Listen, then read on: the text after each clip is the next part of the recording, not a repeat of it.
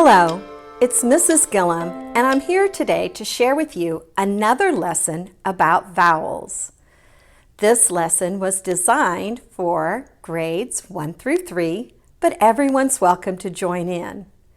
Today, I'm going to ask you to bring pencil and paper to the lesson because a little later in the lesson, I'm going to have you write something down that will help you practice. So the last time you saw me standing with this chart, I was teaching that the vowels are A, E, I, O, and U, and that those important letters have two sounds. They have their long sound and their short sound, and both of these sounds are used in reading. Now, the one thing about the long sound that makes them easy to remember is the long sound is the same as its name. So the long sound for A is A. The long sound for E is E. The long sound for I is I. The long sound for O is O. And the long sound for U is U.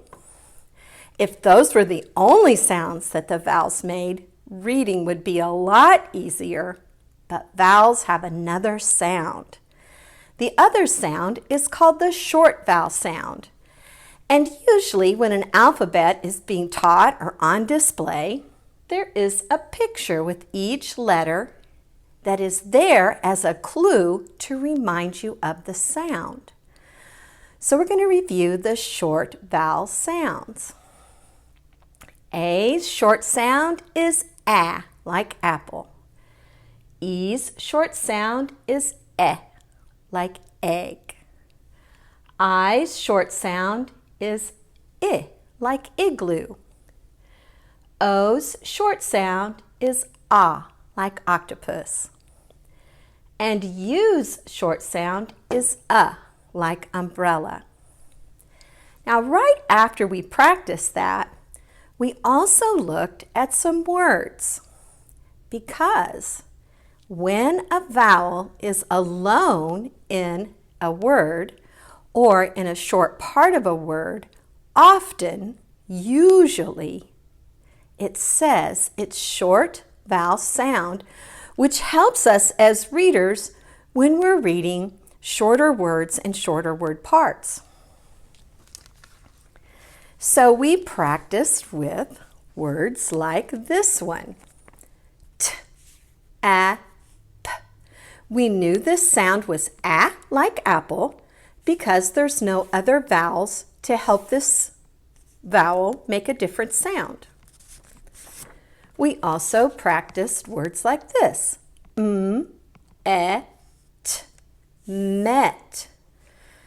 The E is alone, so it makes it sound like egg, met.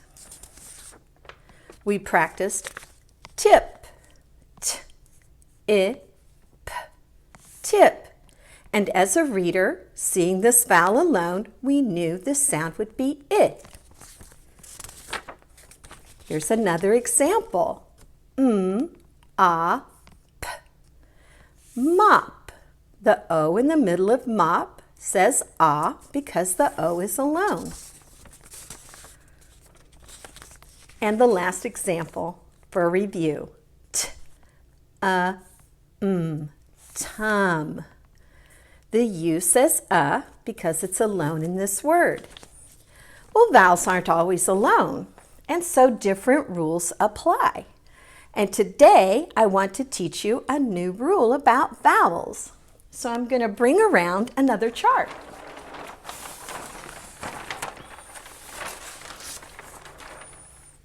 And this is where your paper and pencil comes in.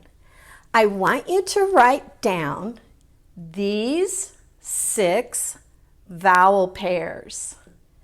They're called vowel pairs because they are sets of 2. They are a pair of vowels. And while you're doing that, I'm going to talk about the rule. So the rule that works generally with some vowel pairs, especially the 6 that I have here, it works very strongly in most words, is when 2 vowels go walking, and there they are, walking together, E and A.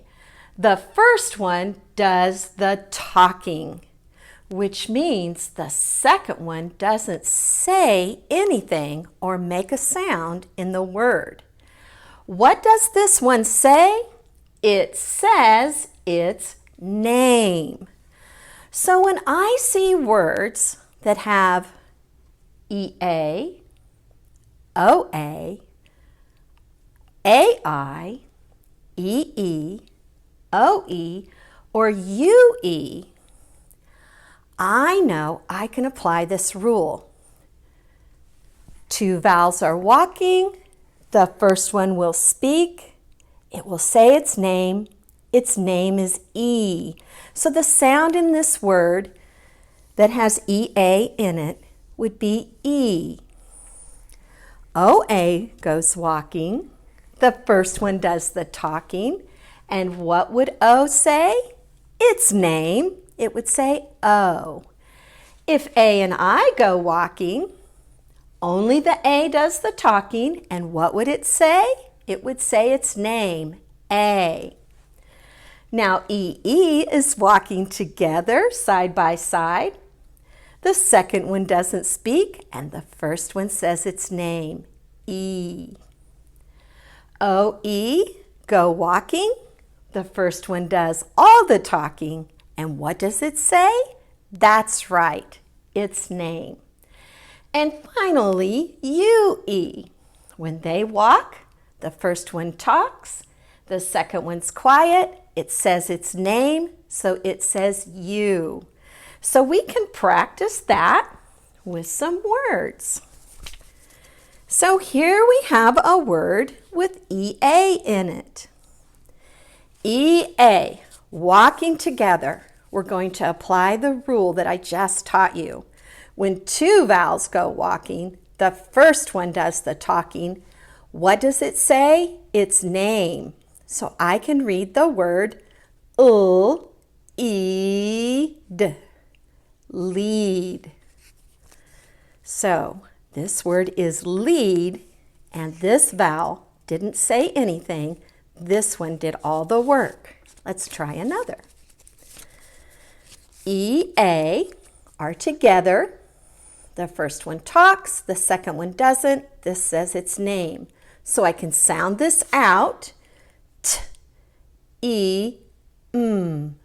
T, E, M. Team. This is the word team. The next one has OA. So when the O and the A go walking together, only the O does the talking, the A stays quiet. This one says its name. B-O-T. Boat. The word is boat. And the next word, also for OA, this one is going to say its name. This one is going to be quiet, so the word is goat. In the next word, we have AI. So when A and I are out together, the A does the talking and the I is silent. So it's going to say its name every time in this situation. And so we're going to say S-A-O, S-A-O, sail. And the next word, AI, walking together. The first one says its name, ale. The next one is double E, E-E. When 2 vowels go walking, the first one does the talking. What does the first one say? Its name, F-E-T, feet.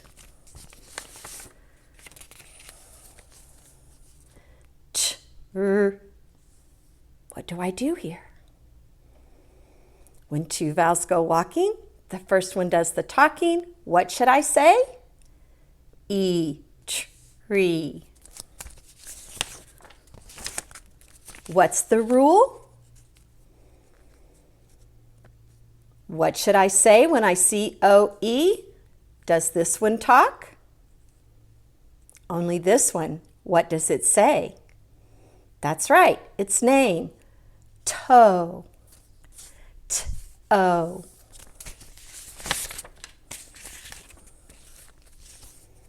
This word's a little different. There's one vowel here, but there's two vowels here. These two vowels, I know the sound. What's it going to be? If you said O, that's right. When I get to this part of the word, I'm going to say O. And I'm going to say ul for the L. So I might not know if I should say aloe or aloe, but it is by itself, so it probably says aloe. And our last word here, or set here, is UE. And when UE goes walking, the first one does the talking, the last one says nothing. And so this word is easy to read, blue, blue. And our last word has two parts. So if I was a young reader and I was about to read this word, I would notice the two consonants. I would split them and turn this into two parts, the first part and the second part. And right away, I recognize this word. This is the word day. This word is something, day. It's going to start with a T, t. This is the two vowels together. It's going to say U, and then the E is quiet, and I go straight to the S. T, oo, s, day. What is this word? That's right. It's Tuesday. So here is a new thing you can apply to your reading. That when two vowels go walking, the first one does the talking, it says its name. Now, if you haven't written down these vowel pairs, I want you to do that now. While I'm ending up, I want you to have those written down. And what I want you to do is see how many words you can find or say or read or think of and try to spell that have these combinations. EA like team, OA like boat, AI like sail, EE like tree, OE like toe, UE like blue. That will be some fun practice to see how many words you can find with these 6 vowel pairs and write them down. It was wonderful being with you today. I'm Christine Gillum, and I'll be back for another lesson soon. Don't forget to practice reading every single day. It was good to see you. Bye-bye.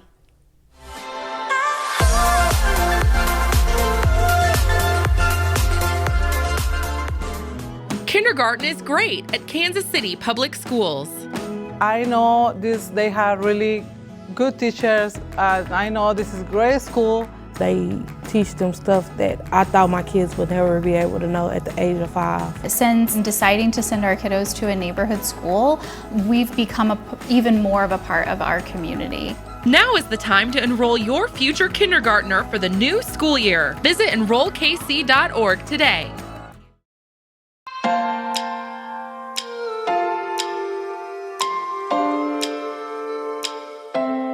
Everyone, my name is Raya Rivers, and I am the lead literacy interventionist for Kansas City Public School District. Today, we are going to go over different ways to spell long E, okay? By the time you finish watching this video today, you will be able to recognize, read, and spell long E. Here are the different spellings. We're going to go over 4 today. Long E sounds can be spelled E-E, E space E, or E letter E. That letter in the middle will be a consonant. E-A and E-Y. So as I said, we're going to go over recognizing them because it's so important for you to be able to know exactly what the sounds and the spellings are when you see them. And you'll be able to read them because we want to make sure that you can read all of your different spellings and sounds when you are opening up a fun book. Don't want to have to think about how a word is pronounced. And then also, I want you to make sure that while you're watching these videos, not just mine, you want to make sure you're prepared. So please be sure to have a pencil or pencils and paper so you can write down what you're learning as well as listening and watching. Let's get started. It's going to be fun. Okay, now let's go over these 4 different spellings for long E before we get started. Long E can be spelled E-E, E consonant E, E-A, or E-Y. Now keep in mind, these are just 4 ways that we can spell long E, but not the only ways. There are actually a couple or more that we could go over, but in this particular video, we're just going to focus on these 4, okay? Let's start off with EA. EA makes a long E sound, okay? As in the word neat. N-E-A-T. Neat. Eat. Eat. When we put them all together, they flow very well together, but it's very important for us to remember that N makes the N sound, EA makes one sound, and that's long E. And then T makes T sound, neat. You might see, and you do see, 4 letters, but you actually are saying 3 sounds. Like in the word beak, you are also seeing 4 letters, but you are saying 3 sounds. But eek, beak, but eek, but eek. 3 sounds. Remember to clip the consonant at the beginning of the word. That means cut it off. Don't add a vowel sound to it, because once you do that and then you go to the next letter, which is a vowel, what ends up happening is now you have 2 vowel sounds and the word isn't being said or spelled correctly. Neat and beak. Want to make sure that you can see it and the light isn't hitting it. Now let's go to the next spelling for long E. So we have E consonant E. Now I have a space here just so we understand that those 2 E's are not next to each other in these particular words, because we have a spelling that's EE. So that's why I have a space there, so we can determine the difference. That means understand and see the difference. All right, this word, we know TH makes 2 different sounds. So in this particular word, if I don't know this word already, I'm actually going to have to figure out what sound I'm going to make. Is it or is it v?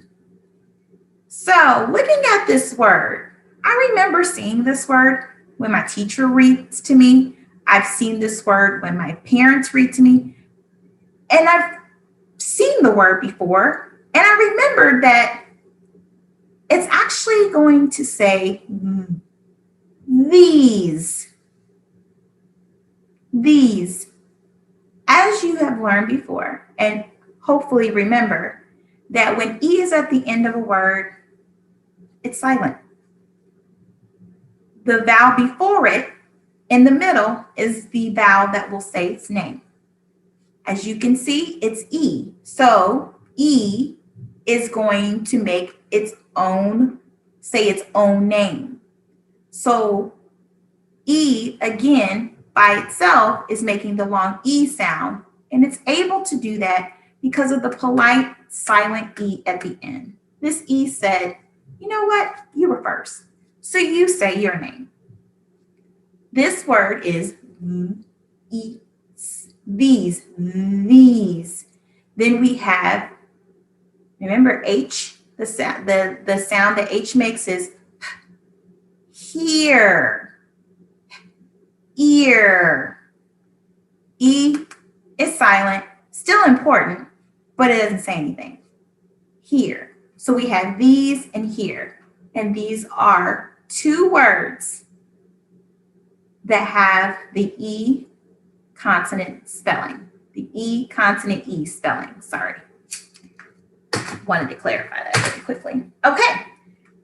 Our spelling up next is EE. Now remember, that's what I was referring to before when I said I wanted to make sure we could determine the difference between those two. In this case, the E and the E are together. So this word, we know that F is, and then the R is going to make, it's not going to say R. That's the actual name of the letter. Oh, that's the sound. Free. Free. M makes That's the sound that M makes. Right here. And then we have E. Are we going to say E? No way. We're going to say meet. These two E's together make a long E sound. They work together. They need to be with each other to make one sound. T. That's the sound. So we put it all together and we are going to say meat. Free meat. Now, some of you might say, I know those words. But even if we know those words, it's really good for us to practice the spellings and sounds while we're looking at words and while we're making words. And our last spelling, keys and money. They both are spelled with EY.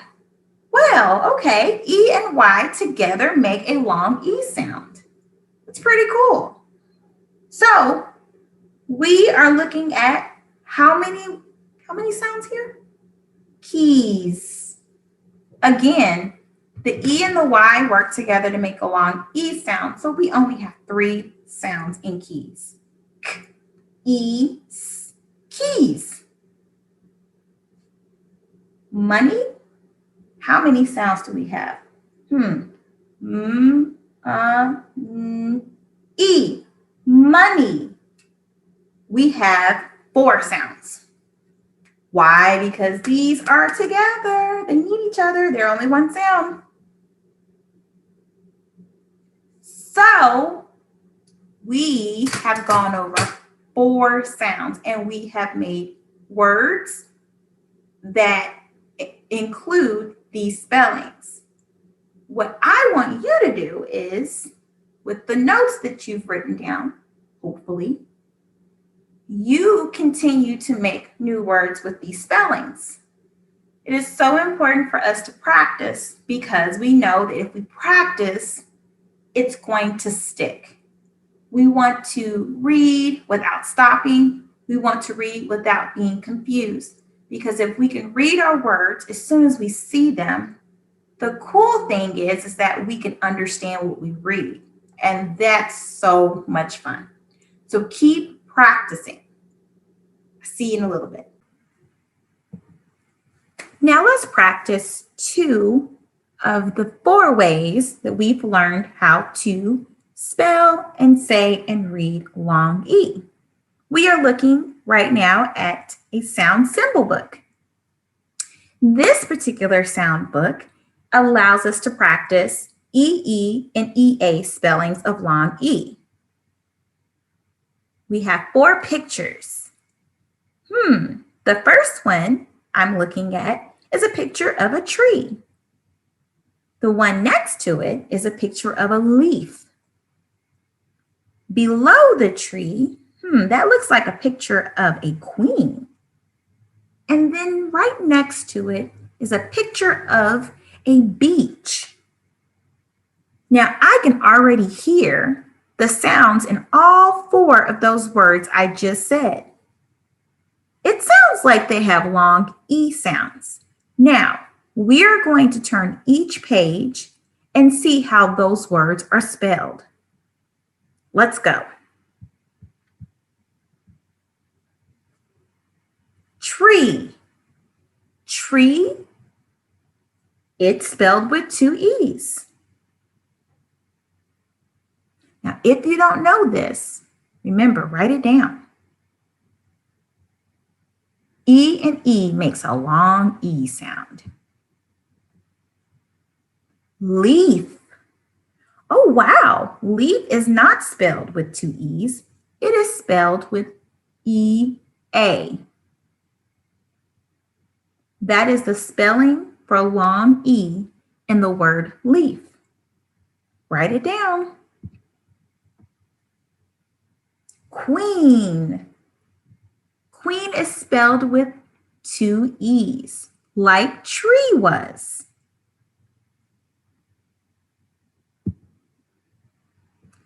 And our last picture is a picture of a beach. Beach is spelled with an E and an A. E-A together make a long E sound, like in the word leaf. Keep practicing these skills on your own and see what words you can come up with on your own. Good luck. I know you guys can do it.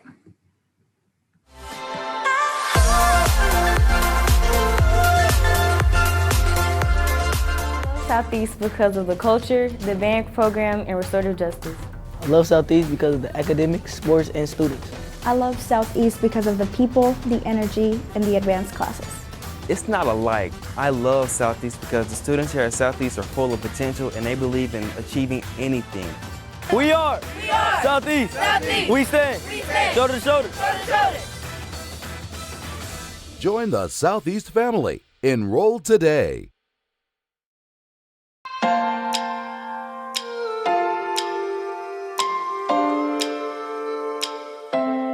Hi everyone, this is Miss Lu and this is Chinese for level 2 and level 3 students. So today we're going to move to a new unit about food, and today we're going to start with 蔬菜, which are the vegetables. Okay, so like usual, this unit will be for level 2 students, and can also serve as a review for level 3 students.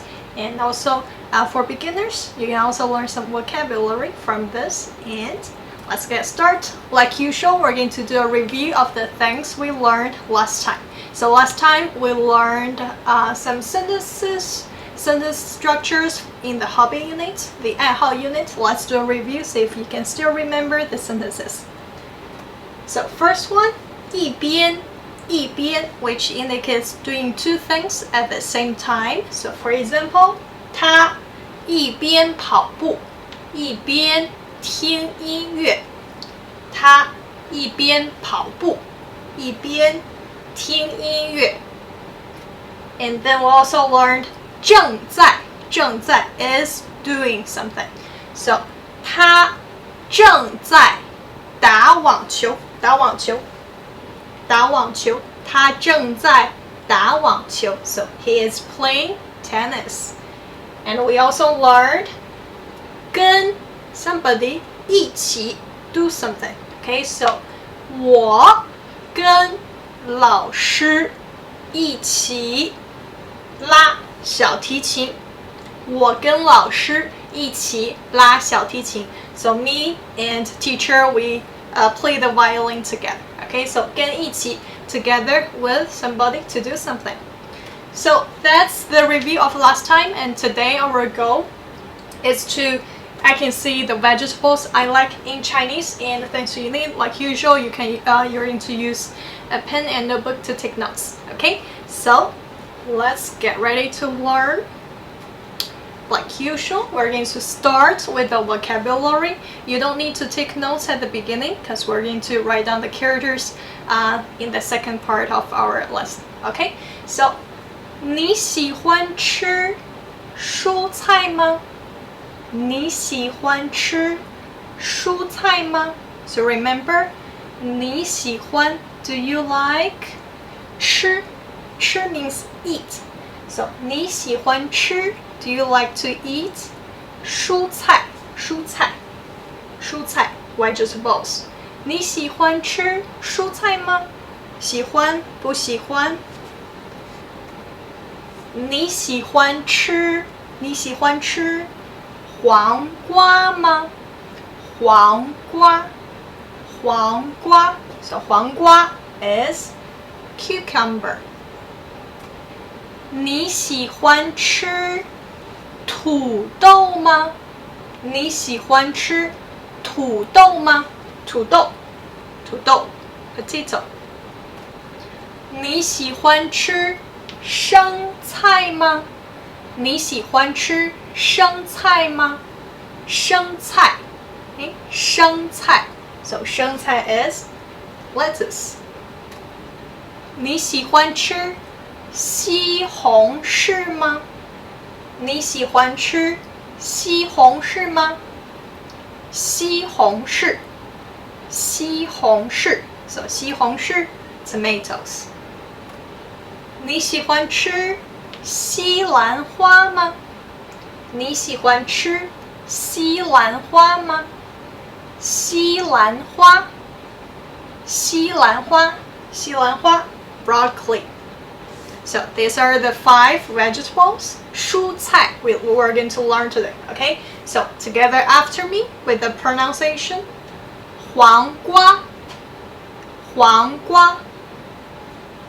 土豆生菜西红柿西兰花 Okay, so like usual, we're going to do a drawing activity. I'm going to call the name of one of the vegetable, and then you're going to draw a simple picture on your notebook. Okay, get ready. So the first one I would like you to draw is 生菜 See if you can remember which one is 生菜 Okay, so 生菜 is 生菜 the lettuce. Okay, 生菜 Next one, I would like you to draw 黄瓜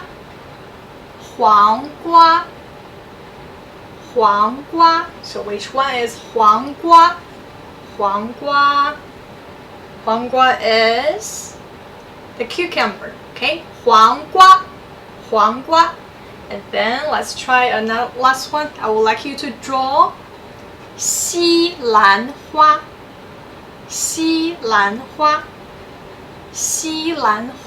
So which one is 西兰花 is ready? 西兰花 broccoli. Okay, so do you get all the 3 correct? One more time, let's do a review. So 黄瓜土豆生菜西红柿西兰花. Okay, so the sentence, we have already learned this sentence earlier for level 2 students. So to describe if you like to eat something or do not like to eat something. Okay, 我喜欢吃 for I like to eat, and then 我不喜欢吃 I do not like to eat. Okay, so think about your own preference. 你喜欢吃蔬菜吗? When I ask you the question, 你喜欢吃蔬菜吗? 我喜欢吃蔬菜 or 我不喜欢吃蔬菜. 我喜欢吃黄瓜. If you don't like it, 我不喜欢吃黄瓜. 我喜欢吃土豆 or 我不喜欢吃土豆. 我喜欢吃生菜 or 我不喜欢吃生菜. 我喜欢吃西红柿 or 我不喜欢吃西红柿. 我喜欢吃西兰花 or 我不喜欢吃西兰花. Okay, so these are the 5 things we learned today. So one more time. 黄瓜, 土豆, 生菜, 西红柿, 西兰花. Okay, so now let's take notes together so you have something to review with by yourself. Okay, so the first one we have vegetables, 蔬菜. 蔬菜 for vegetables. Okay, so the grass radical at the top, and then 横折竖竖横点横折点竖撇竖 one go. Okay, 竖 is a little bit complex, so the purpose is to recognize it. Okay, and then 菜, the grass radical at the top, and then 撇点点点 then 横竖撇捺. Okay, 蔬菜 vegetables 蔬菜. Next one. 黄瓜黄瓜黄瓜. So if you are a beginner, you don't need to write the characters. You can just write down the PE if you are a beginner. But for level 2 and 3 students, if you forget how to write the character, I would like you to write down. Okay? So 黄瓜横竖竖横竖横竖横竖横点点 okay 黄 and then 瓜撇竖撇竖横点捺黄瓜 okay 黄瓜 cucumber 黄瓜 next one we have 土豆土豆土豆 is easy to write 土豆 okay 土豆横竖横土 and then 豆横 you write a square 点点横土豆土豆 potatoes 土豆 next one we have 生菜生菜生菜 okay 生菜生菜撇横横竖横生生 and then 菜. Also the grass radical at the top. 菜 is the same character as in 蔬菜, the vegetables. Okay, the same character. 撇, 点点点, 横, 竖, 撇捺, 生菜, 生菜, lettuce. And the next one, we have 西红柿, 西红柿, 西红柿. Okay, 西红柿, 西横竖, 横竖, 撇捺, 横. And then 红, right, the silk radical, the silk radical. And then 横竖横. And then 柿, right, the wood radical, the wood radical. And then 点横竖横竖 go, and then 竖. Okay, 西红柿, 西红柿, tomato. And then we have the last one, the broccoli, 西兰花, 西兰花. Okay, 西兰花, 横竖横竖撇竖弯横. Okay, 西 and then 兰点点, and then pretty easy at the bottom, 横横横. And then 花, so the grass radical at the top. 竖撇, the standing person. Then 撇竖弯 go, 西兰花 broccoli. Okay, 西兰花, 西兰花. Okay, so let's review together. 黄瓜, 土豆, 生菜, 西红柿, 西兰花. Okay, so to conclude for today's lesson, like usual, I would like you to practice writing. So for level 2 and 3 students, practice writing the characters for the vegetables. I have a typo here, sorry about it. So for the vegetables, 3 times. Okay, so thank you for having me. Thank you for the class for today, and we'll see you next week in Chinese.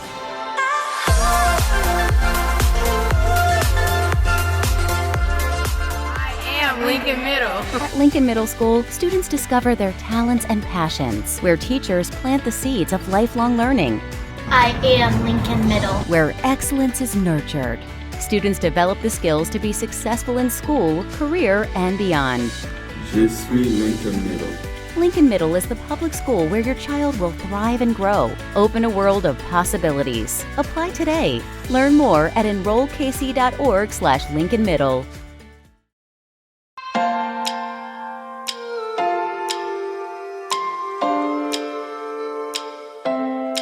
Hello, I'm Paul Turner, Social Studies Coordinator at Kansas City Public Schools.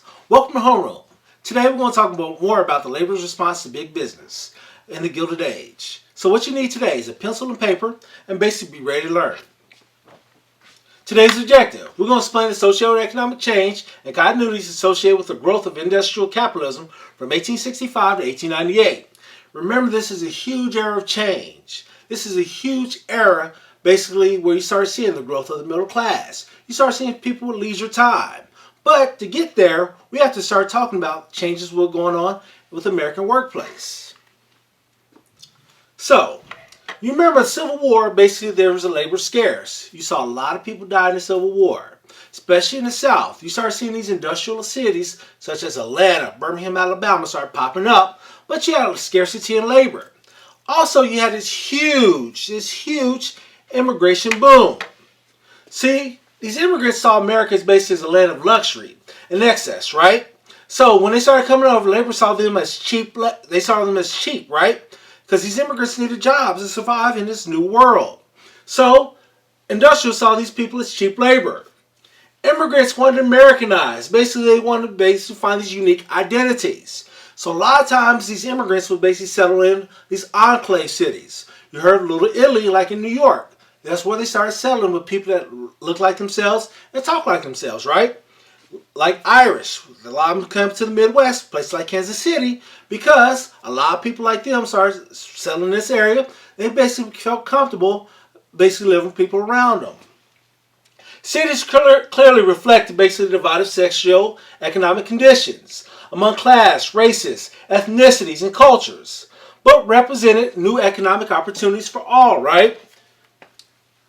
So, what was labor's response to all this going on? So you start seeing labor's response. You start seeing these unions pop up. 1866, you saw the National Labor Union.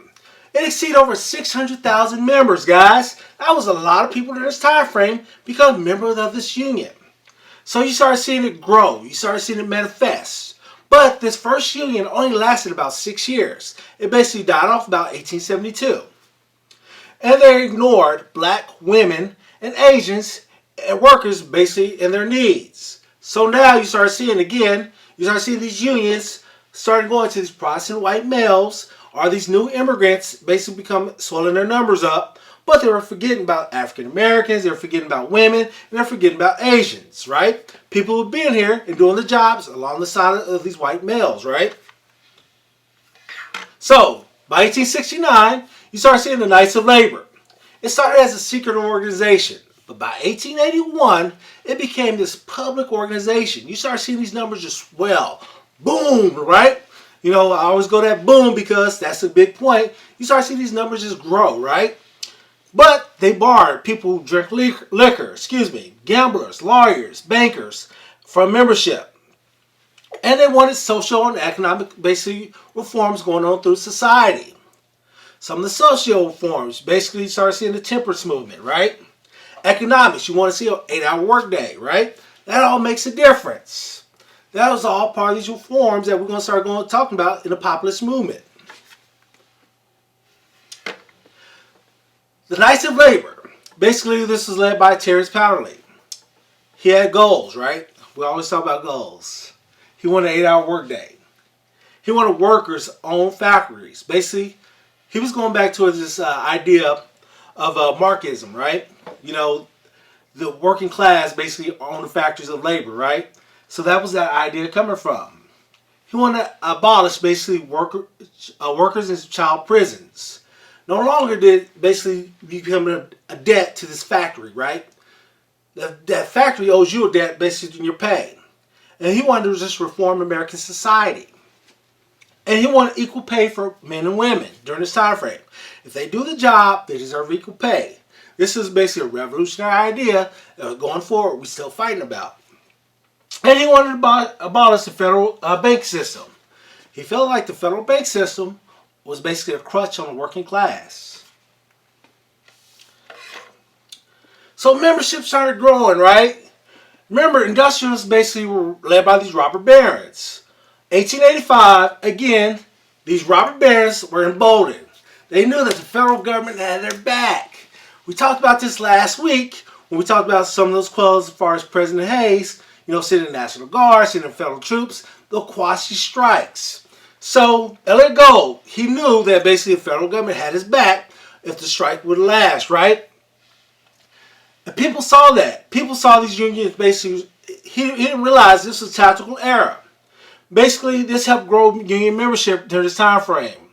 Union membership started growing. It wasn't about 20 years in the past. We were going forward in society. So basically, people wanted these social reforms going on basically with the workers. So Elliott Gold made a miscalculation with that. He started seeing membership grow. So the growth of membership basically led to bigger representation. New members wanted to focus on basically on other issues too. So you have to understand with the growth in this population, these people had diverse interests, right? Some of these diverse interests didn't represent the union interests. So sometimes you can go too big too fast. This is what happened with this union. It went too big too fast. So we have to talk about the Haymarket Riot in Chicago. This is basically a meeting. 80,000 Knights of Columbus basically gathered in Chicago. It's basically supposed to be a union gathering, basically a mass meeting, a get-together, right? Among the memberships are led by some anarchists, right? And our anarchists, basically, they don't believe in government. They don't believe, basically, the federal government should be in place. So, hundreds of anarchists attended this calling. They called for the violent overthrow of the U.S. government. In American society, when you start to overthrow the U.S. government, what tends to happen? Bam, right? The U.S. government comes in, basically cracks heads, and basically splits you guys up. This is what happened. Eight anarchists was rounded up, right? 5 of them were executed by the governor, John Outgale. Basically, he pardoned the 3 survivors. But this is political suicide in his outcome.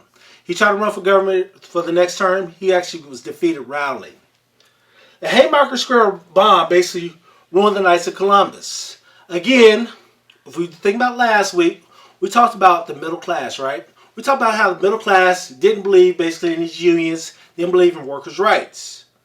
This was one of those incidents basically that led them to believe that, because they thought they were anarchists. They thought they were basically, these communists wanted to basically, well, let me take that term back. It wasn't communists, socialists, basically who didn't believe in government and who didn't believe in social order, right? So, we're still dealing with some of those issues today. So, let's do a knowledge check.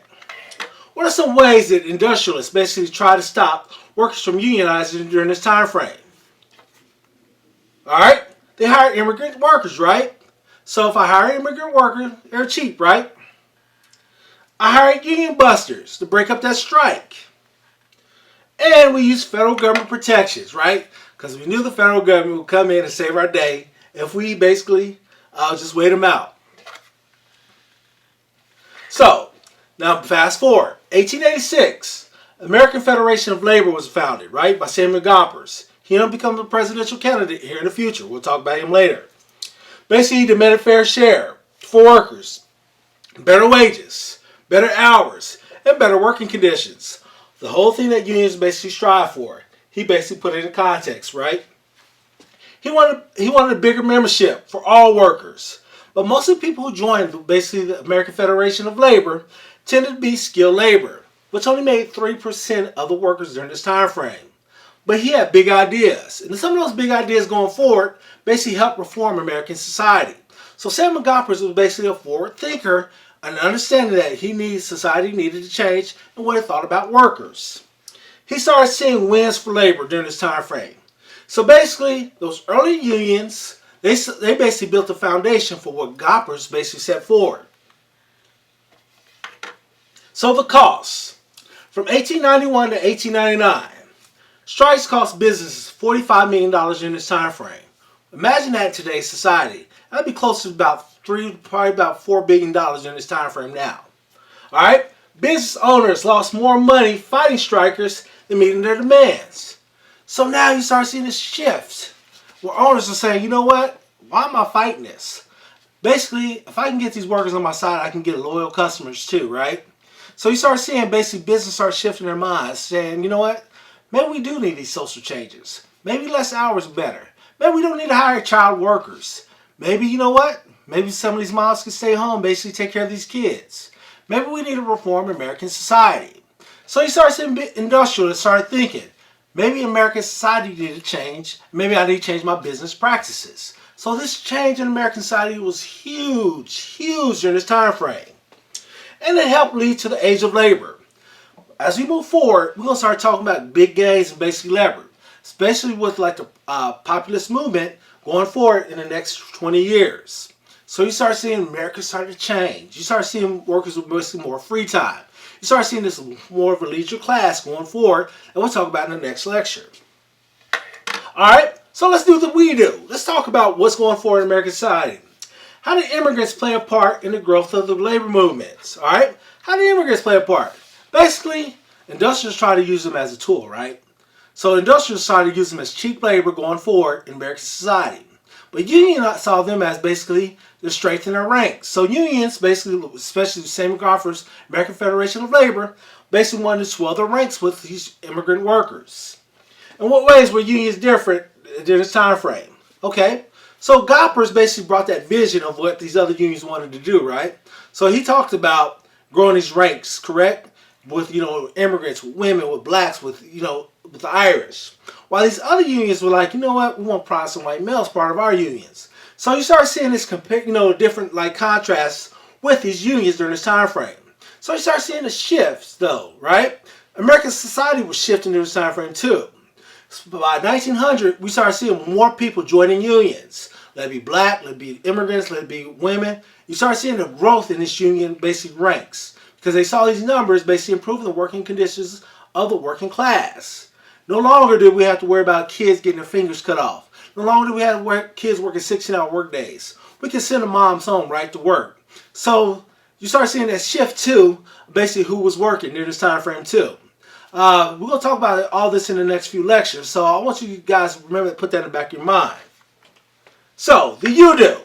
We discussed about the growth of the labor movement and industrial response to labor. Now, as America is growing, you should be able to write a paragraph about the socio-economic factors that push the growth and how did this affect American society. So now, going forward, I want you to start forward thinking. Think about what you know about today's society. We all talked about limited resources, right? We talked about limited resources in American society. We talked about the envious classes of the middle class looking at the upper class and want to be part of them. So going forward, I want you to start thinking about some of these ideas. Basically, now I'm joining a union. I'm working less hours. Do I want to be part of this upper class now? And what did that do for my family? Basically, what goals did it set for my family? Think about some of those ideas that we went forward. I'm Paul Turner, Social Studies Coordinator, Secondary... I messed that up. God. I'm close, though. Do the last part. So you had 13 minutes right there, so perfect. We're doing the last part again. Yeah. 3, 2. Alright, so now we're on the you-do. I want you to discuss about the growth of labor and the industrial response to labor. Now that the American cities are growing, I want you to be able to discuss and write a paragraph about the socio-economic factors of this growth. And how did this affect American society? You should be able to think about some of these ideas. Think about some of basically your own family. Think about it. You want to think about your own family about 20 years down the road. Do you want to still live in the same conditions, or do you want to improve your working conditions, right? You want to improve basically your education conditions. I want you to think about some of that stuff. Think about some of these workers going forward. The 1920s was a booming era. That's 20 years forward during this time frame. Think about some of those ideas. Write that paragraph over what was going on in American society. I want you to think about this social change that was happening in American society. I'm Paul Turner, Social Studies Coordinator at Kansas City Public Schools. Well, thank you for coming home.